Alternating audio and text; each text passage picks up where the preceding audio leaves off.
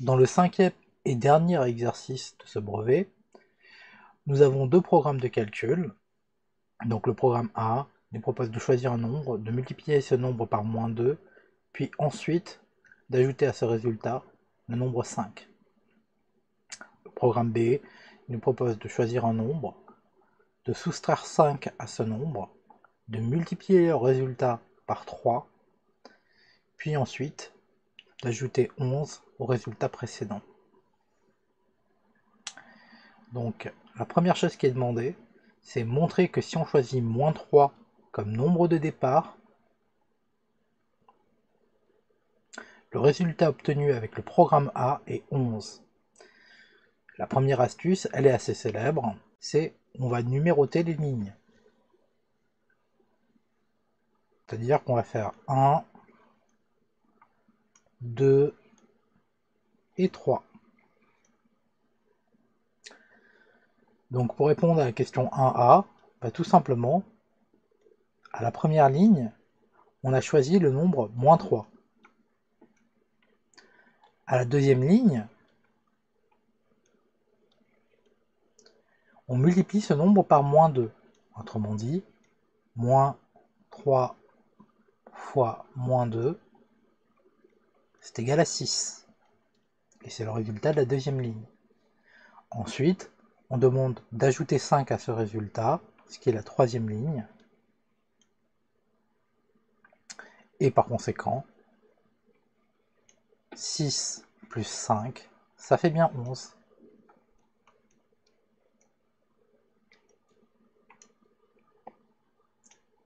On a fini la question 1A. Maintenant, si on attaque la question 1B, quel est le résultat obtient-on avec le programme B si on choisit 5,5 comme nombre de départ? Donc je vais changer de couleur pour cela. Je refais la même chose. Je numérote les lignes. 1, donc c'est la ligne 1, la ligne 2, la ligne 3 et la ligne 4. À la ligne 1 du programme B, tout simplement, j'ai choisi 5,5. À la ligne 2, on soustrait 5 à ce nombre. Autrement dit, 5,5 moins 5, ça fait 0,5. À la ligne 3, on multiplie le résultat par 3. Autrement dit, 0,5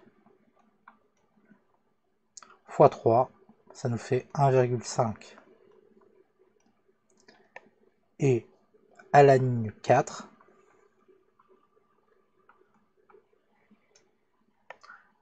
ajouter 11 au résultat. Tout simplement, on fait 1,5 plus 11 et ça nous donne 12,5.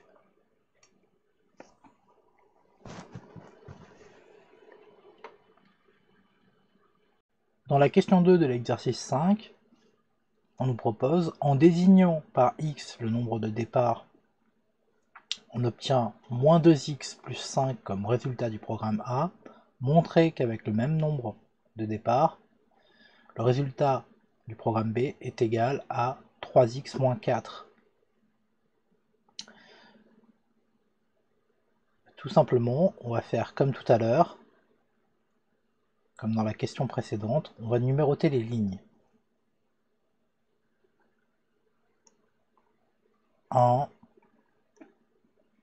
2,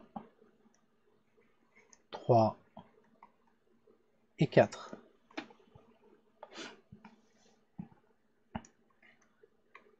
Donc au départ, on choisit un nombre, mais en fait ce nombre est x, comme si c'était une inconnue ou une variable plutôt en informatique.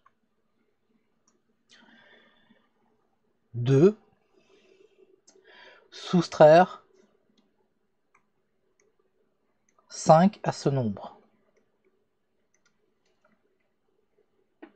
Donc, j'ai soustrait 5, ça nous donne x-5 comme résultat.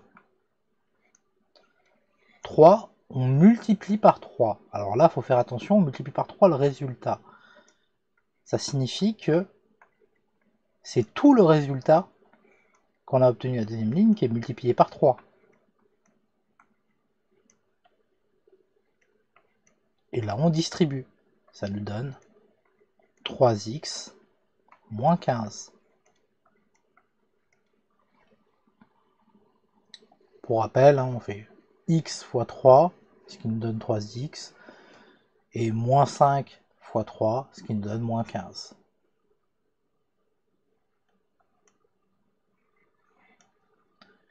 À l'étape 4, on rajoute 11 au résultat. 3x moins 15 plus 11. Moins 15 plus 11, ça fait moins 4. Ce qui nous donne bien le résultat souhaité de 3x moins 4.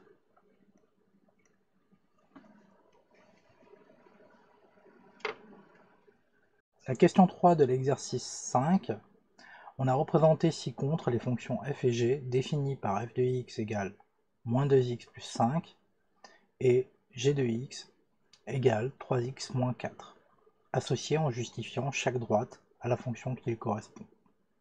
Premièrement, que ce soit f de x ou g de x, on est censé remarquer que ce sont des fonctions affines, autrement dit des fonctions qui peuvent s'écrire sous la forme ax plus b avec a et b qui sont des nombres réels d'ailleurs.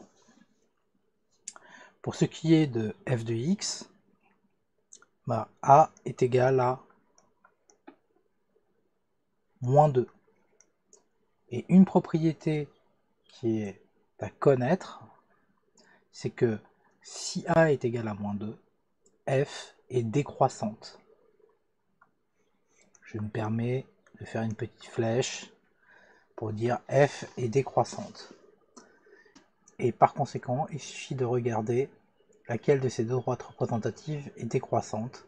C'est clairement D2, donc D2 est la droite représentative de f. Et par conséquent, l'autre c'est celle de G. Évidemment, on aurait pu tout à fait, avec le même procédé, on aurait pu remarquer que G de x qui est égal à 3x moins 4 a un coefficient directeur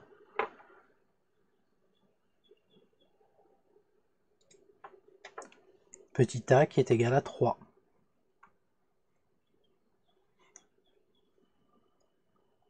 Et par conséquent,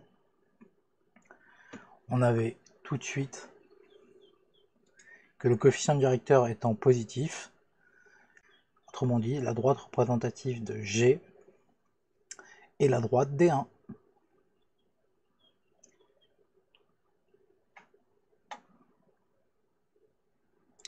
Pour ce qui était de la question B, par lecture graphique, donner le plus précisément possible le nombre dont l'image est la même par la fonction f et la fonction g, normalement vous êtes censé savoir ceci par cœur. Il suffit de regarder le point d'intersection.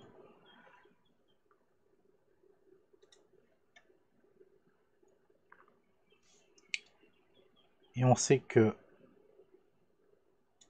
l'abscisse du point d'intersection est telle que f de x égale g de x. Autrement dit, c'est le nombre pour lequel l'image est la même par la fonction f et g. Et cela vaudrait pour tous les points d'intersection entre deux courbes représentatives de fonctions différentes.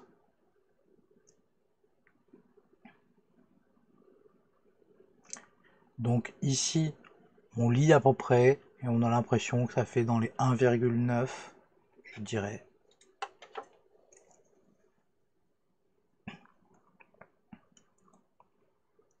On va être plus précis que ça dans la prochaine question.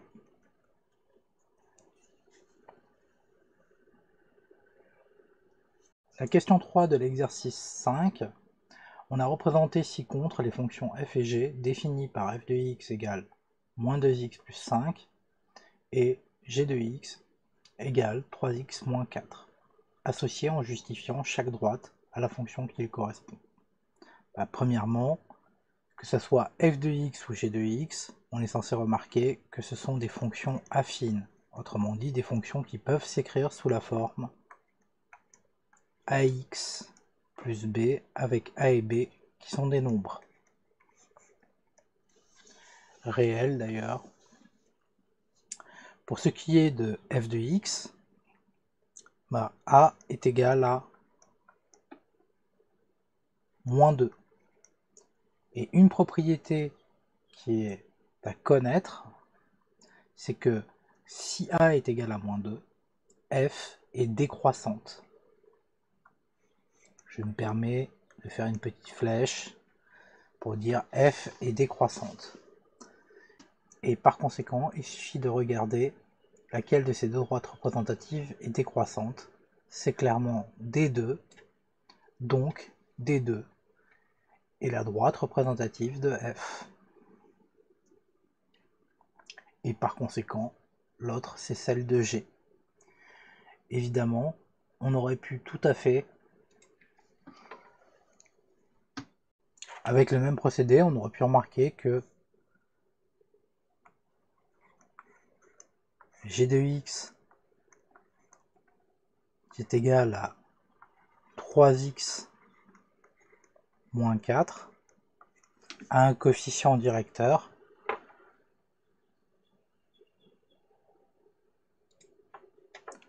petit a qui est égal à 3.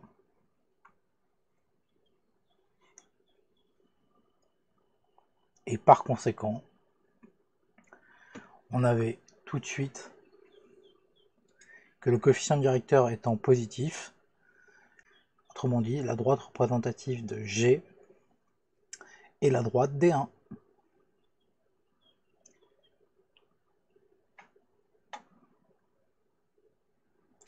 Pour ce qui était de la question B, par lecture graphique, donner le plus précisément possible le nombre dont l'image est la même par la fonction f et la fonction g, normalement vous êtes censé savoir ceci par cœur. Il suffit de regarder le point d'intersection.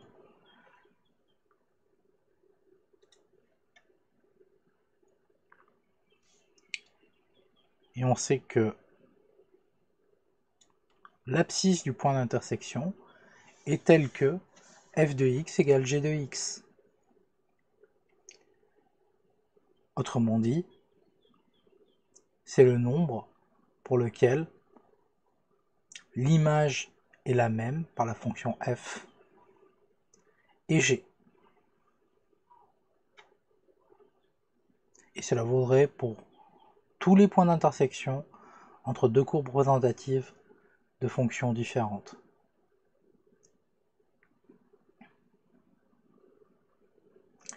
Donc ici, on lit à peu près et on a l'impression que ça fait dans les 1,9, je dirais.